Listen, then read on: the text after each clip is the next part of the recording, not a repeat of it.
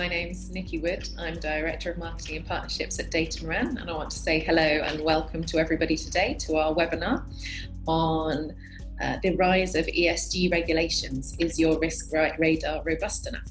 So Datamaran is a global leader in software provision for non-financial risk management. We provide, through our platform, benchmarking, materiality analysis, and non-financial issues monitoring.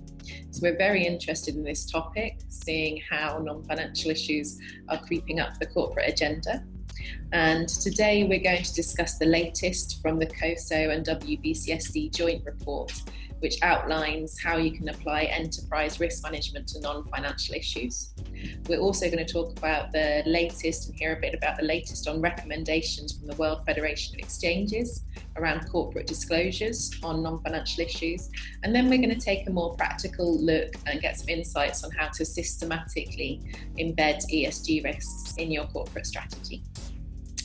Today is going to be a very open discussion. You can see already that we've got some panelists lined up. I'll introduce them shortly, but we really recommend and welcome your active participation.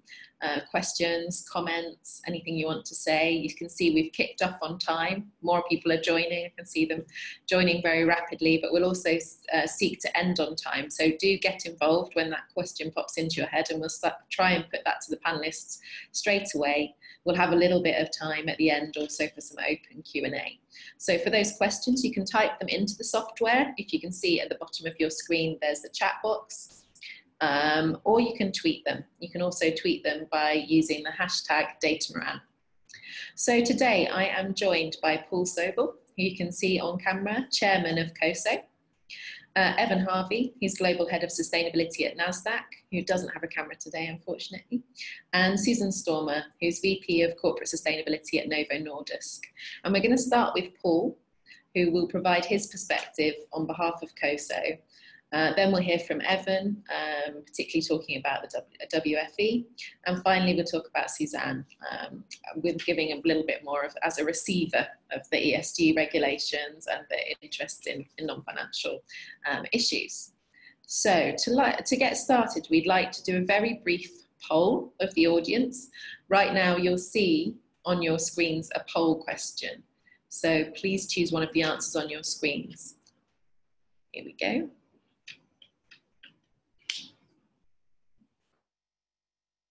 I'm going to give people a moment to answer, and then we'll have a look at the results.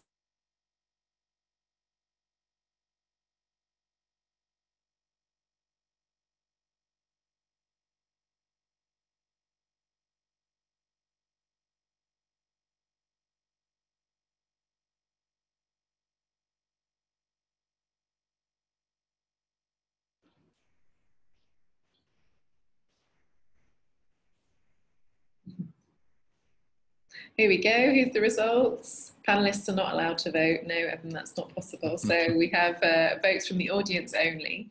And we're asking, do you have a non-financial risk management process in place? Interesting question to ask. We've got 33% of people say yes, they've already implemented it.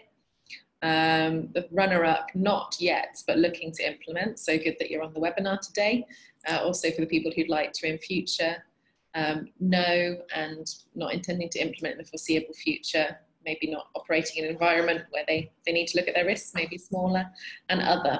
Oh, good. So we'll get a few questions and comments based on the poll as well. Lovely. Okay. That's a great way for us to start the conversation, Paul. So you got a little bit more sense of who's in our audience today. Let's come to you first if you're ready. And I'd like to give a question. Just give us a little bit of context. Can you give us a brief overview of your role at Coso, and what did you think of the poll results? Is that reflective of what you see as well? Well, thank you, Nikki, and it's truly a pleasure to be here today. Coso is probably an organization that's generally misunderstood. It is literally a committee of 5 sponsoring organizations, meaning that there are no employees and there's no infrastructure. The different sponsoring organizations provide support depending upon the specific needs and their capabilities. So I've been chairman since February 1st, and the role of the chairman is a combination of kind of managing the Coso board. Each of the 5 sponsoring organizations has one representative, making sure that we're moving forward as a board relative to our mission. And then also to be out there doing presentations, webinars such as this, and kind of being the face and voice of Coso as well. So it's been an interesting role so far. What I've found is when I started is that we had already begun an arrangement with the World Business Council for Sustainable Development, WBCSD. Hopefully many on the call are already familiar with them. And it was a joint venture to kind of jointly develop guidance around using the Coso ERM framework, which was updated and reissued last September, about a year ago, in managing environmental, social, and governance-related risks, ESG risks. And so I've spent a lot of my time during the first 7+ months working with the WBCSD on the development of this guidance. And that is part of what I'll be talking about as I go through my comments here. Now, in terms of the results of the polling question, I found it both encouraging and not surprising. So about a third are already using some sort of software, which means 2/3, granted there were some other votes in there, but almost 2/3 were not. And I think what that tells me is that there's a growing recognition of the importance of having some sort of enabling technology that will help your organization best understand and manage ESG related risks, as well as, I guess, any other risks that are of a non-financial nature. And it appears that there will be many of the participants on this call that are already looking or will probably in the future be looking for some sort of enabling technology. And I think as those technologies continue to advance and become more user-friendly, we'll likely see a proliferation of them because they really, I think, can help enable organizations in managing these types of non-financial risks. Thank you. So we talked about non-financial risks a lot. There was a recent WEF report said that 4 out of 5 risks identified were non-financial. So we're seeing a lot more attention here. What have you seen as trending non-financial risks? What are the emerging risks that are really coming out recently? Yeah, so that World Economic Forum study, which they update periodically, was interesting. Just in case the audience hasn't seen that, in 2018, the top 5 risks from an impact standpoint, 4 of them fit under this ESG umbrella. One of them relates to the extreme weather events, and of course that shouldn't be a surprise to anybody. We've seen that around the world just in the past week with typhoon and hurricane, and of course throughout the year we have the occasional earthquake and other type of event. Natural disasters was also on the list, and actually I would say probably earthquake fits more under that. Volcanic eruptions would be a natural disaster, and of course we've had a couple of those in the past year as well.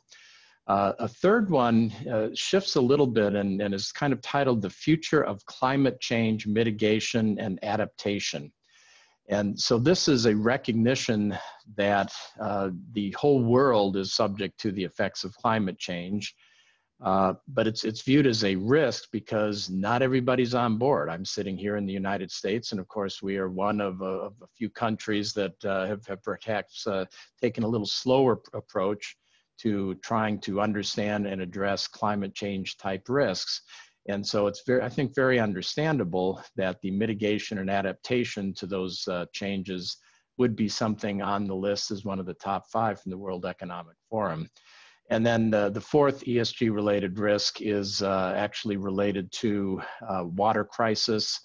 We see those periodically in parts around the world where drought conditions can dramatically impact businesses as well as life in general. So when you look at the WEF survey results over the last decade, ESG related risks have really moved from 1 or 2 to now kind of dominating that list.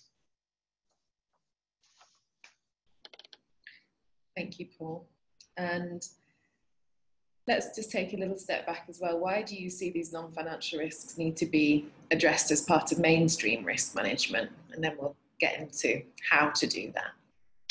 Yeah, of course, the how is not the easiest part, but these types of risks, the four I mentioned, as well as other ESG risks, which is kind of my major focus right now with Coso. But again, there are other non-financial risks as well. What's happening there? There's a few factors here that I think are making these very compelling. First of all, they can be very significant. They can affect the long-term viability and survival of any organization. And I think as the recognition of that grows, organizations and the people who work for those organizations are starting to pay them much more attention, starting to realize that traditional risk management techniques need to be applied to those types of risks, as well as the more traditional risks, which tend to be more financial and compliance in nature. The other challenges with these types of risks are, first of all, measurement is difficult. It's hard to measure exactly what the outcome is going to be, how severe it might be, and that makes it a little more difficult. But as organizations start to recognize that they have to do something, they're coming up with new and different ways, sometimes very quantitative, sometimes more qualitative ways of trying to deal with these risks. And then the other characteristic that I think is worth noting is these tend to be very long-term in nature. Some risks can just have a blip on the radar screen, and then they can be managed, mitigated, and you move on. Others, it can actually impact, again, the long-term viability. So organizations now have to be thinking beyond that maybe 1 and 2 year horizon to something much longer term as they evaluate the potential impacts and outcomes from these type of risk events should they occur. So whether they like it or not, non-financial risks such as these really have to be more mainstream, have to be a part of the enterprise risk management process and kind of the overall risk assessment and monitoring in the marketplace of emerging risks. In which case, with that kind of setup, we've talked a bit about what the risks are, we've talked a bit about why we have to do this and getting a process in place. I think it'd be really great if you could talk us through a bit of a summary of the information in the draft of the Coso and WBCSD guidelines, and see if we can help companies along with how to incorporate these non-financial risks.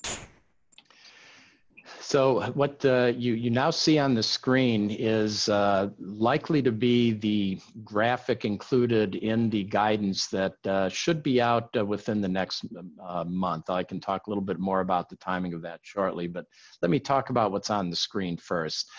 First of all, please note the big words draft. This has not been approved yet by the Coso board and the WBCSD. We are in kind of the final stages of reviewing the updated guidance. There was an exposure period that was completed in June, an advisory council that looked at all the comments, and now we're working through a final draft, which I'm pretty optimistic we will be seeing shortly.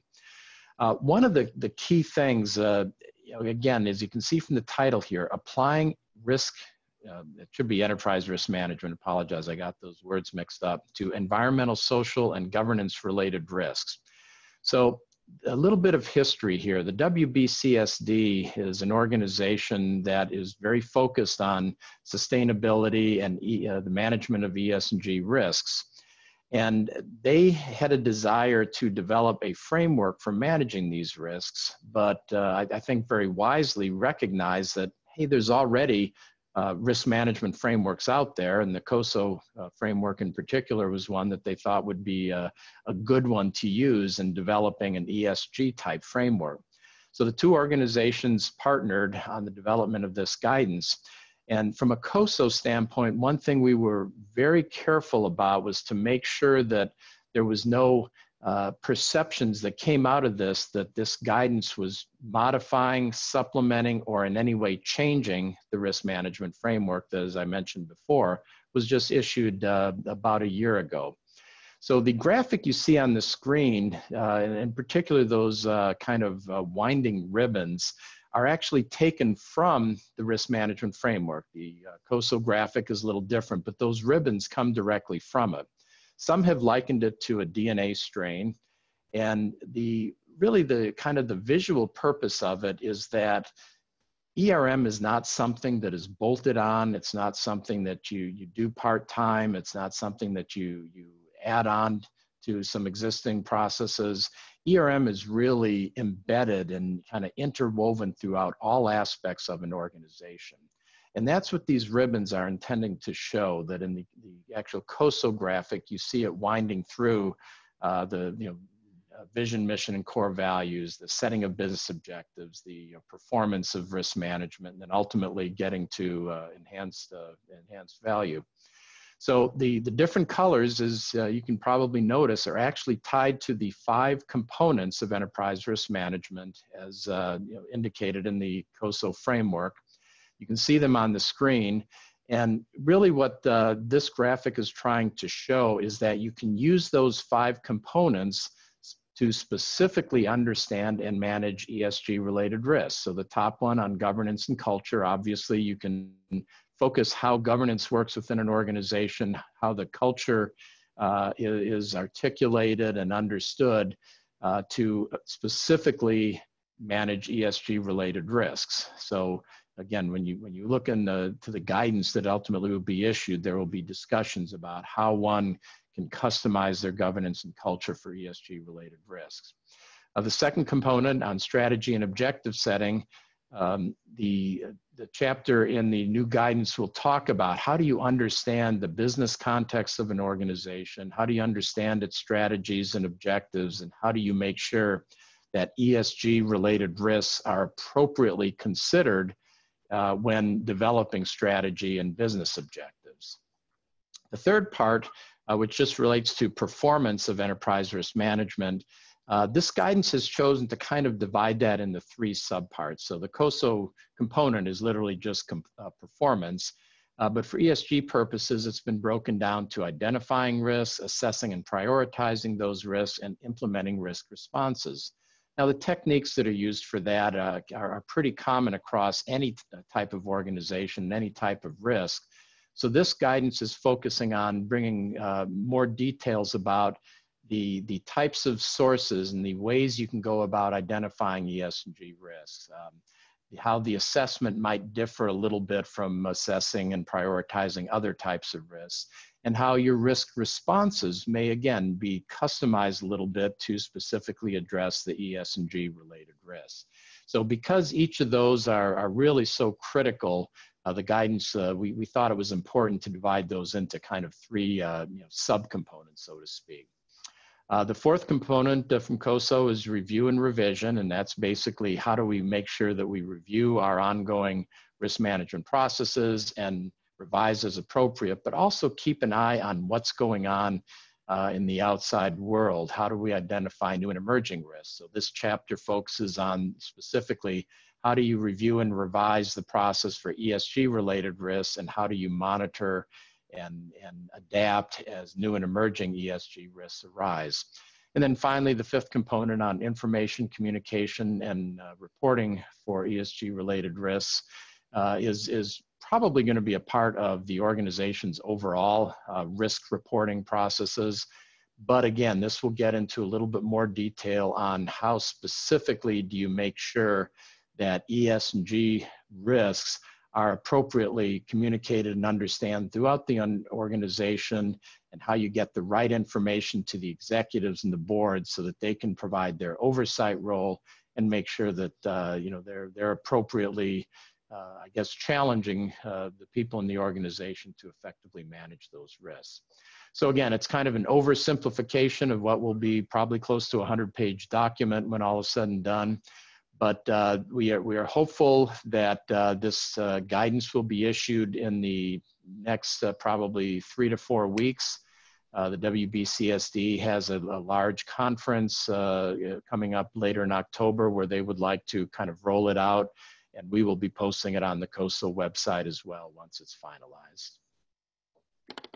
Thanks so much, Paul. Good. So watch out for the next 3 to 4 weeks for this guidance. And I think that we as Dataman, if you've joined the webinar, we'll make sure to send the link on when it does become live. I just had a quick question. Will the slides be available after the webinar? And we'll send the recording and talk about whether we can also provide the slides as well with our participants. So we'll let you know and confirm that too. We had a little bit of commentary that really these extra financial or non-financial issues should be considered actually standard as part of due diligence in the long run. And I think that's also, I'd agree, I think that's also what we all want to see on the webinar. Let's hope so. So with that, we're going to come to where we're experiencing a little bit more pressure. So thank you very much, Paul. We'll be coming back to you for more questions, both perhaps just be aware because it could be throughout the presentations and then at the end as well. But thanks for that overview to start us off. It's great. So now we're actually going to come to Evan Harvey, and we want to talk more about the World Federation of Exchanges and what's happened in their recent recommendations. Evan, when we look, we already talked about there's been this rise in regulation, therefore we're really seeing that in terms of a risk radar, companies should definitely pay more attention to non-financial issues. Regulation's an easy one to cite, and we've seen rapidly, particularly over the last 3 years, really a number of regulations coming out. It's not all mandatory government national bodies who are actually issuing this. We've also seen voluntary initiatives, and we see recommendations coming out from stock exchanges and voluntary guidance. We've got the WFE guidance. Why are stock exchanges, securities exchange commissions, why are they so interested in these topics? What's responsible for the growth? Well, thanks. It's a pleasure to be with everyone today. I think that the short answer is scale, at least when it comes to stock exchanges. When you talk about stock exchanges, the two working groups that are talking about ESG disclosure and transparency, one via the UN and one via the WFE, which is our trade association, it's 45,000 listed public companies around the world, something like $80 trillion US dollars in market cap, which is, depending on how you measure it, about the equal of global GDP. So the scale is very provocative. Even tiny changes, iterative changes towards more transparency, towards better practices, better integration of ESG principles could have a tremendous macroeconomic impact on scale like that. Embedded in your question was also securities and exchange commissions. I would argue that at least in the U.S. that they have not been moving as fast as business.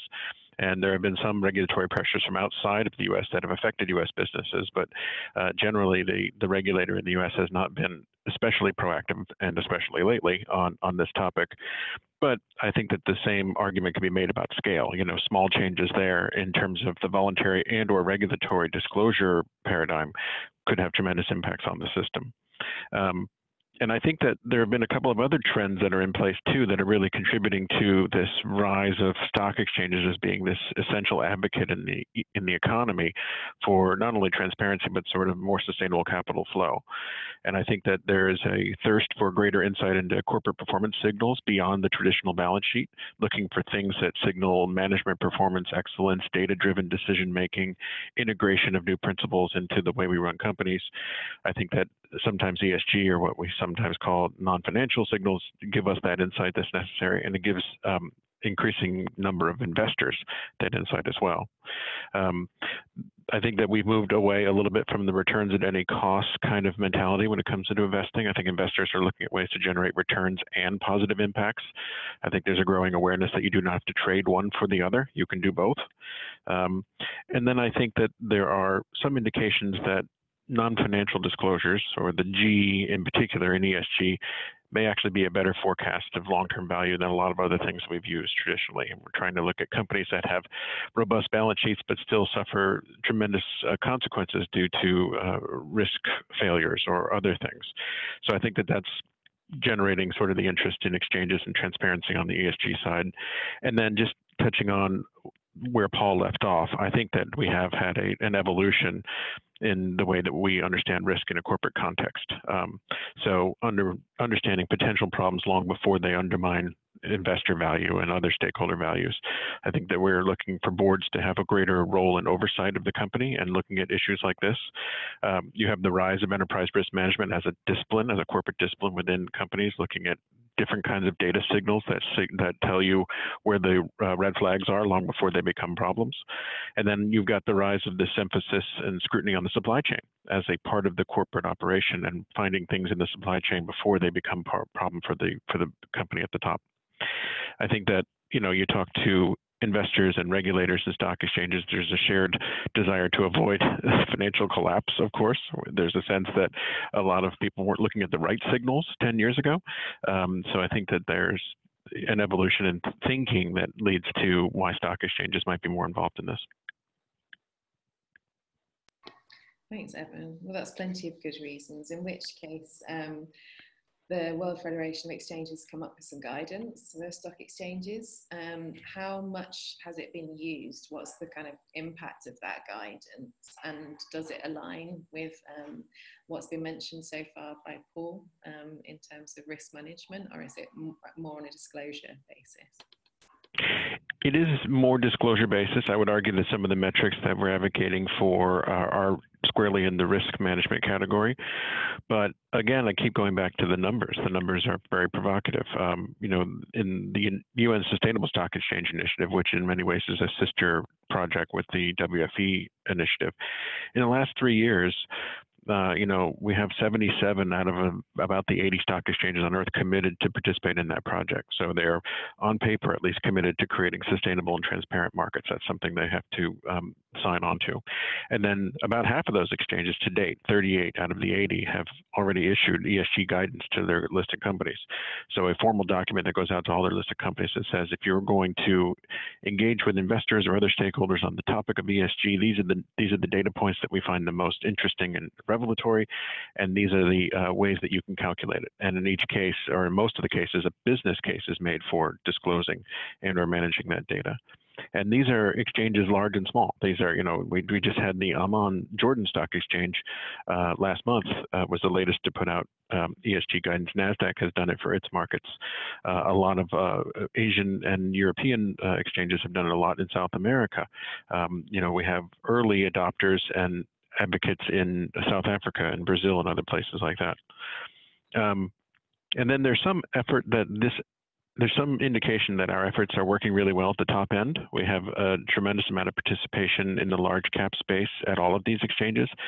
The message that I want to sort of leave with everyone today is that there's less evidence that it's working at the SME level, that we have small and medium enterprises that are really understanding the value of these metrics, disclosing them, unless they're caught up in some sort of regulatory effort, country-specific governance code, for example, or they're in another larger company supply chain. They haven't really felt the squeeze from investors that the large caps have, and they haven't really found the light at the end of the tunnel in terms of being more transparent on their performance.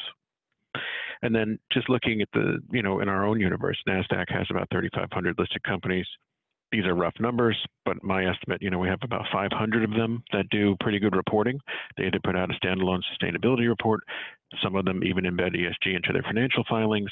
A number of them use established frameworks like GRI or CDP to disclose information to investors and others. A number of them are pretty frank about risk and risk controls in their operation in those reports. We have 1,500 of the 3,500 that do some kind of ESG reporting. So if you cast the broadest possible net and say, are you putting anything out there voluntarily into the system that talks about your ESG performance, it's a little over half. And then we have 2,000 companies that essentially, as far as we can tell, do nothing. So they either have not felt the pressure, haven't seen the business case, or don't have the resources to be part of this discussion.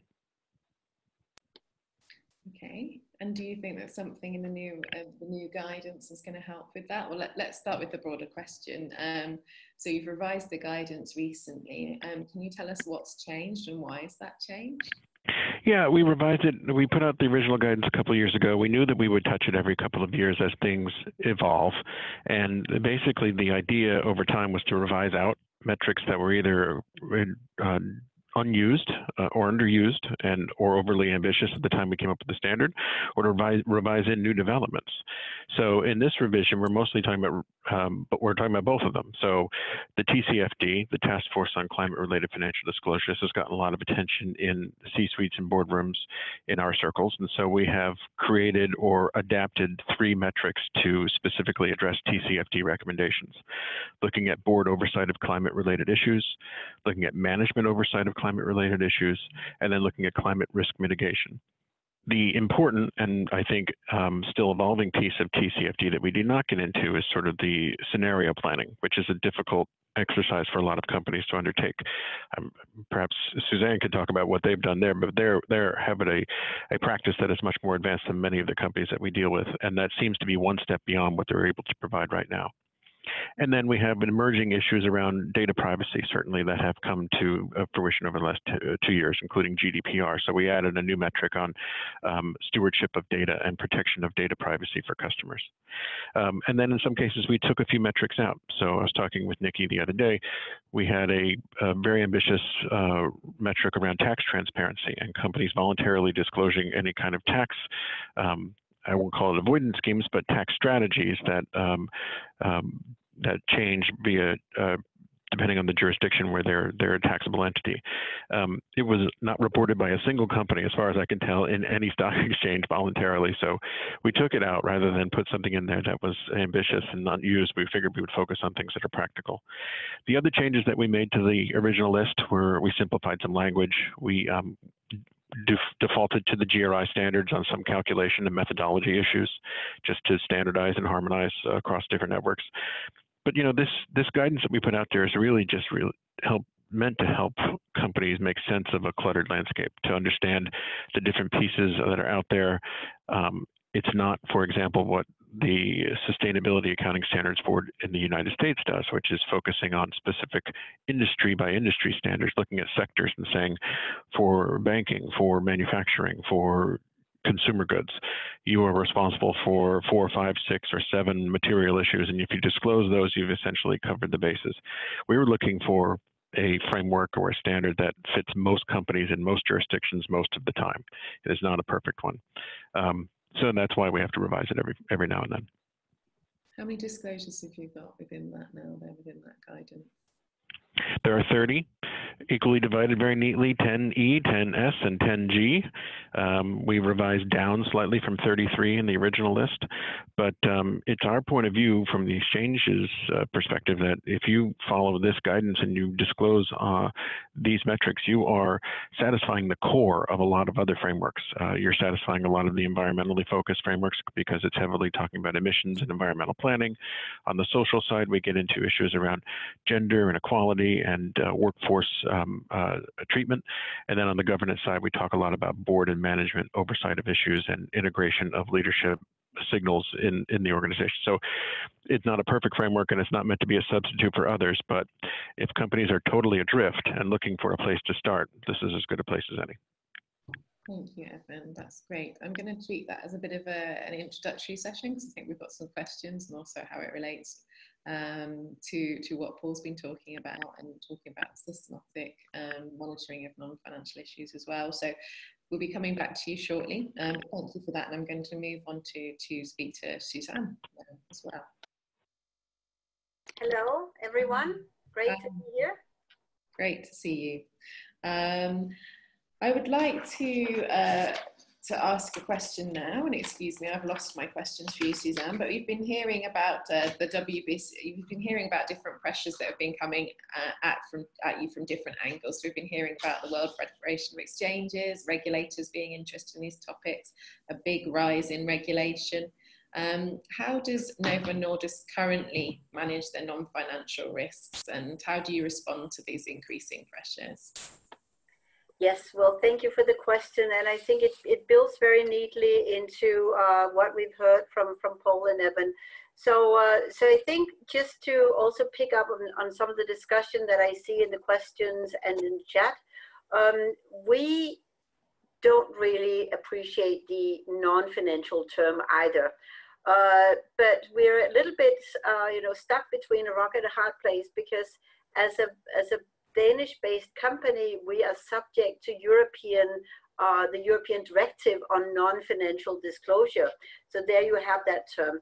But we like to talk about it as pre-financial because it really is informing the performance of the company.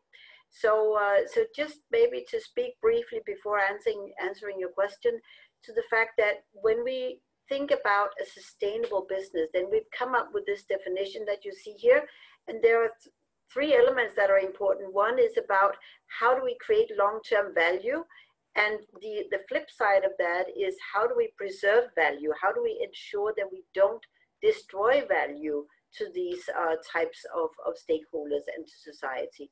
How do we document that we do business in a responsible way that includes how we manage? And on that, I can elaborate on our enterprise risk management system, which is indeed factoring both the financial and other dimensions that currently are measured by reputational value. And then the third one is how do we understand what's coming? How do we adapt to the new opportunities that emerge? And here, to get back to your question, some of the areas that we've seen in regards to disclosure is clearly the TCFD that Evan talked about, and also in the space of human rights, where the UN guiding principles are asking companies how to manage risk to people caused by their activities. So I think we, like many other companies, are struggling to keep up with all of those tennis balls that are being played at us, and trying to make sense of it all and put it into frameworks that can be applied in a systematic fashion in the company's procedures.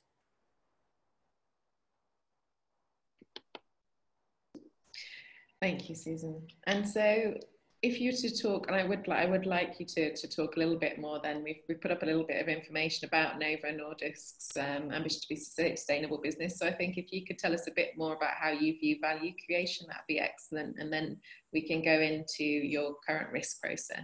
Yes. So talking about value creation, then it is clear that when you talk about financial value, then you know what you're talking about. This is where you can measure aspects such as the share price, the dividends to the shareholders, the market cap, etc. So that's what we have in the financial balance sheet. When we talk about the value created for these stakeholder groups that we mentioned here, the value for patients would be that they're able to have a good life, a healthy life. The value for employees is that they're able to realize their potential to pursue their ambitions. And value to partners is that they have a benefit, not only the commercial value, but also that we both parties learn from the partnership. And then I mentioned the shareholders. The trick here is that it's very difficult for us currently to evaluate this value. So what we're looking to is to lean on guidance that we have from organizations such as Coso, WBCSD, and other organizations, including the Nasdaq, which we think is really good, to try and define, so how can we look at this value? And when we talk about materiality, this is something that is key to all of these discussions. So when you talk about material information that is provided in an annual report, then this is the definition that we use. And those people who are familiar with the International Integrated Reporting Council's definition will recognize that this is quite consistent with that one.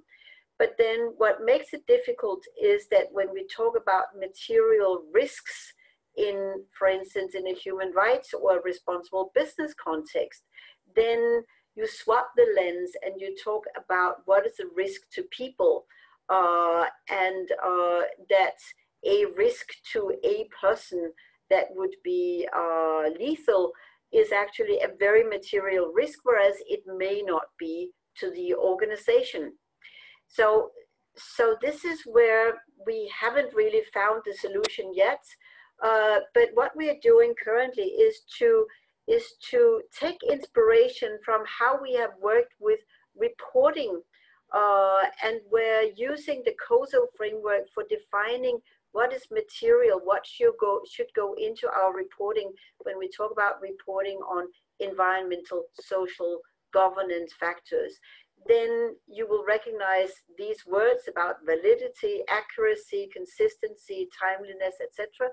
And this is where, coming back to referring to human rights and responsible business throughout the value chain, it is becoming not only complicated to identify those risks, but certainly also to quantify them and put them into a framework that will work in the same consistent way as when you deal with enterprise risk management, where you can simply put a dollar value to the risk. So please bear with me for being a little bit playful in my illustration, but I've chosen to take pictures of my old wooden boat, just to say that when you talk about risk, then you have to think about what is the risk to the function, the risk to the company's ability to stay in business or to stay afloat, if you will. And how do you look at the factors that play in? And some of these may be hidden somewhere, even under the surface. So that was my allusion to the image, if you will humor me for that. Thank you, Susan. And what, how would you say now, what would you actually need as Novo Nordisk to take your non-financial risk management or pre-financial risk management process further to mature that? What would you like to see happen? So what we have done, speaking of the taking the human rights area, what we've done there is simply to latch it onto our enterprise risk management approach, recognizing that even if we are not exactly comparing apples and oranges, but it's a robust approach that the organization knows and understands. And that way, at least we have been able to identify what are then the most material risk areas for the organization that we can then work with and then take them one by one. Maybe also worth mentioning, coming back to what Paul and Evan said about enterprise risk management, is that in that system, organizations would like to see very specific, very concrete risks, because that's the only way they can be quantified.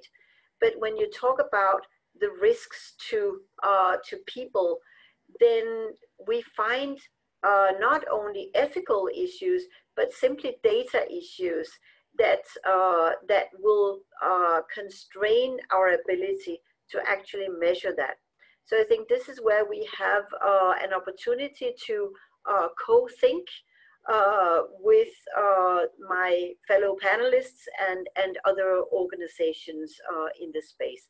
But I think that the key is very much to latch onto existing frameworks that have been, tried and tested and that are known to the organization, because a lot of this is foreign to all organizations. So as long as you can use approaches that are better known, then you can, maybe take the fences down a little bit.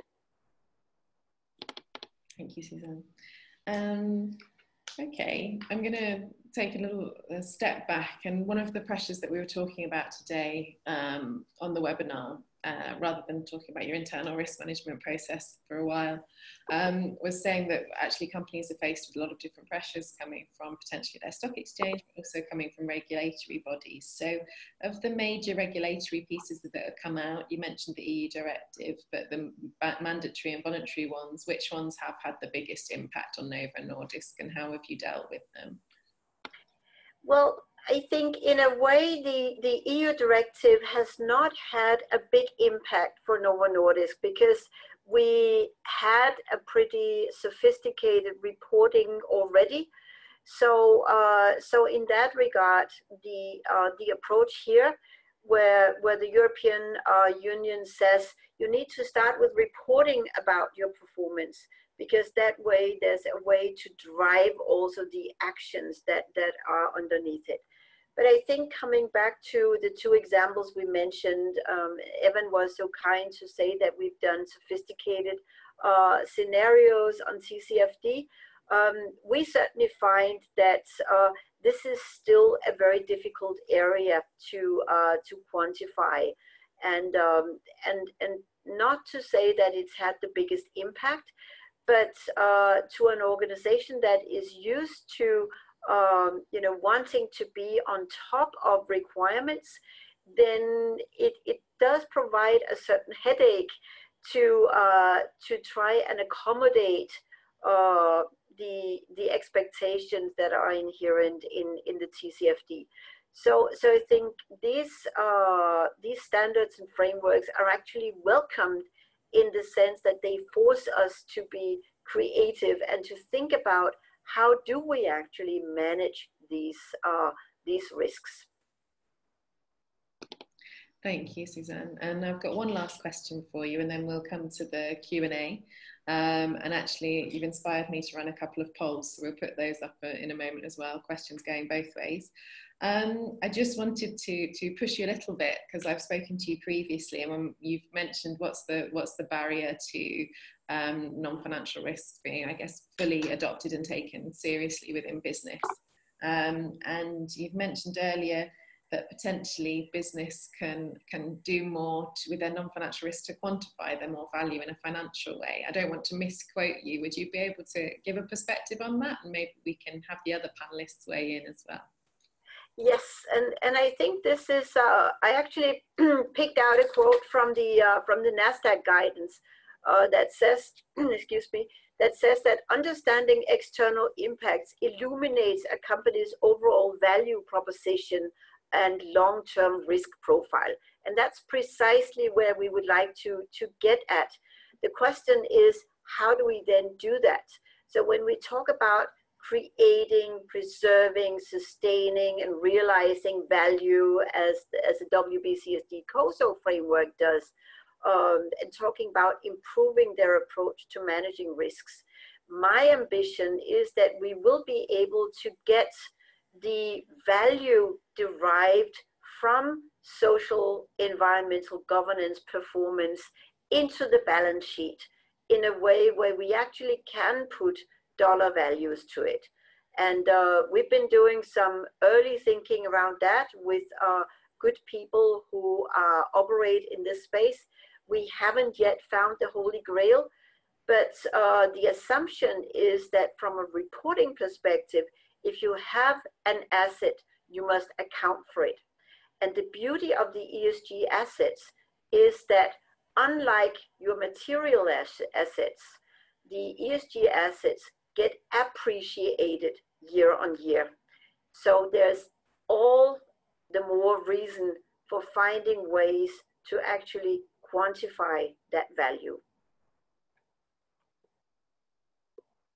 Thank you, Susanne. I'm going to see whether our other panelists also have a view on what you've said, and perhaps we can see whether in the Q&A people are coming up with questions or opinions on that. We've got lots of activity going on in the Q&A, which is great. I think panelists are directly answering questions there. I'll see if I can quickly scan through as well and see whether there's anything that we can share now so that other people that are attending are able to hear it. I also encourage you to put your questions with #DataMoran.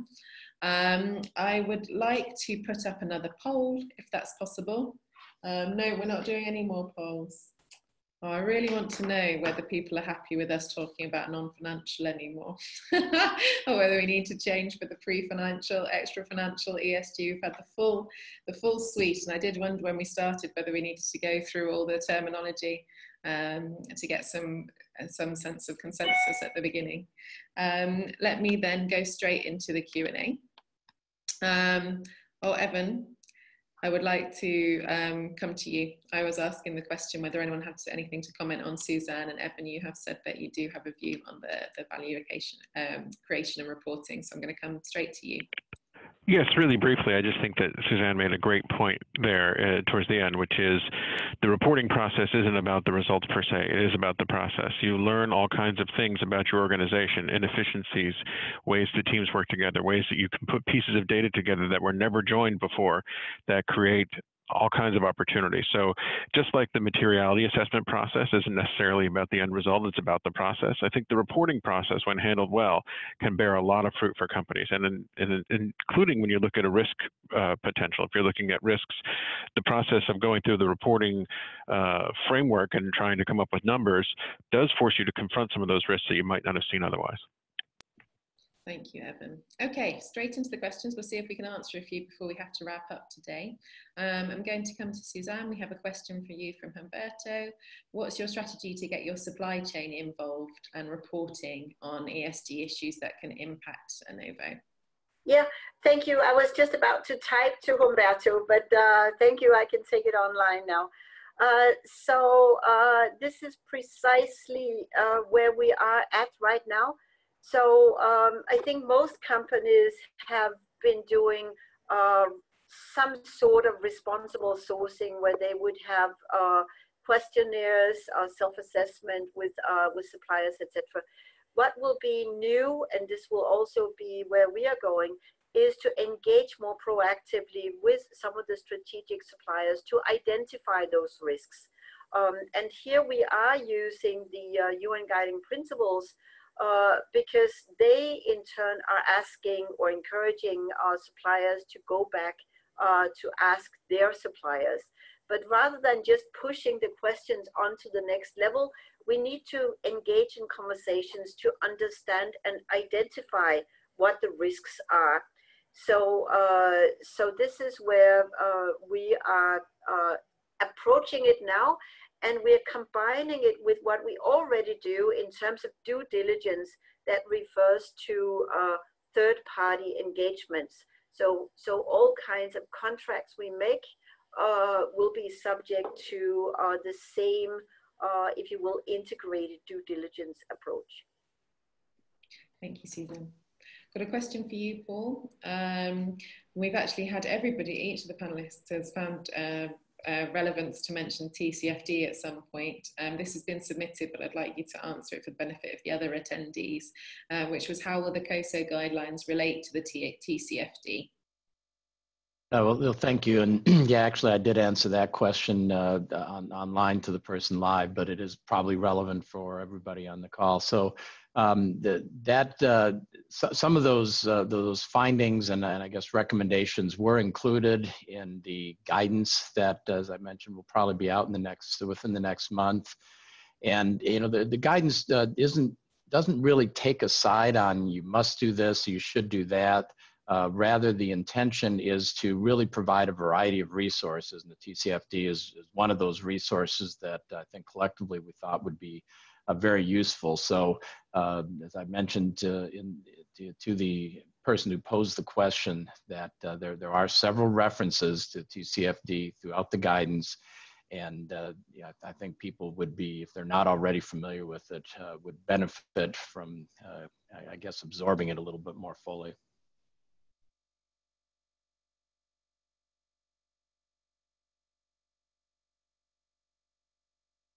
Thanks, Paul. I've got a very practical question for you, Evan. We've had a question about where to download the Nasdaq ESG guidance, but presumably we also want to just give people a link to also say where they can access the recommendations from the WFE. So we can send that round after the presentation, but maybe you can also provide the Nasdaq link. Yeah, and we are in the midst of retooling our website to try to better highlight some of these sustainability efforts. So the Nasdaq.com website is one place you can go, but also the WFE.org website or the United Nations Sustainable Stock Exchange Initiative website. All three have excellent information on stock exchange intervention on ESG reporting. Okay. Great, thank you. Well, in fact, I mean, we're coming to time. I've had a few more questions submitted. I think we're quite happy to continue the conversation afterwards. So you can also, as I said before, you can use the hashtag #DataMoran, and we'll continue with a few questions when we can. We'll come back to you, and I think we've stimulated some discussion here today, which was definitely the objective. I think the best way to do now is just to ask each of the panelists to give 30-second reflections on what they've heard today, so that we can wrap up. So actually, if I can come to you first, Susanne, that would be great. Yeah, thank you. Well, I would like to just tap into this discussion about ESG being next to business or part of business. And I would like to say that to me, a sustainable business is one that manages the F, E, S, and G dimensions of its performance equally diligently. Thank you, Susanne. Okay, and I'm going to come to you now, Paul. Okay, well, I would say both Susanne and Evan have made some of the comments I thought I would close on. A couple of things. First of all, Susanne referred to integrated reporting, and I think that is the future. So I believe ESG fits very nicely within integrated reporting. It's not the entire universe of things that would be covered under integrated reporting, but I definitely think that we're taking steps in a direction that will perhaps help globally, whether it's truly what the IIRC has promulgated or something new that will come in the future, something that everybody will be able to use to report on whatever you want to call these types of risks.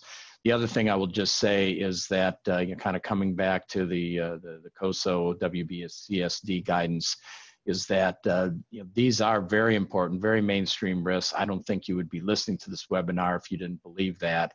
And having a consistent way of not only trying to understand and manage those risks, but communicate those messages throughout the company, I think are going to be very, very important.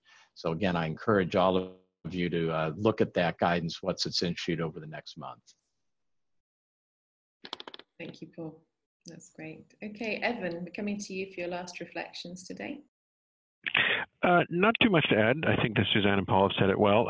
I think that we are moving past the era of the why these things matter in terms of not only ESG performance analysis, but also risk oversight analysis, and moving towards the how. So I think that we need to find the metrics that matter for each company and try to find insight there. Broadening perspective is almost always helpful in terms of looking at externalities that might impact the risk portfolio of a company. So don't necessarily look at the boilerplate that goes into the 10K. Look at things that may be a problem for your company 5 or 10 years down the road. If there's one lesson that I take from the TCFD is that to be more future looking is probably a more responsible way to manage your company than to constantly look backward. Thank you, Evan. Well, with that, I want to say thank you very much indeed. Thank you to all the panelists for sharing their insights today. It's definitely got some discussion going, as I mentioned, and we'd love to know what you thought about it from the attendees, so please do get in touch with us. We're going to share a recording of the webinar with everyone who participated today and everyone who registered. And you can also get in touch with us anytime. We'll leave our details up at the end of the webinar. So thank you again to everybody for joining. It's been a pleasure, and we'll see you again soon.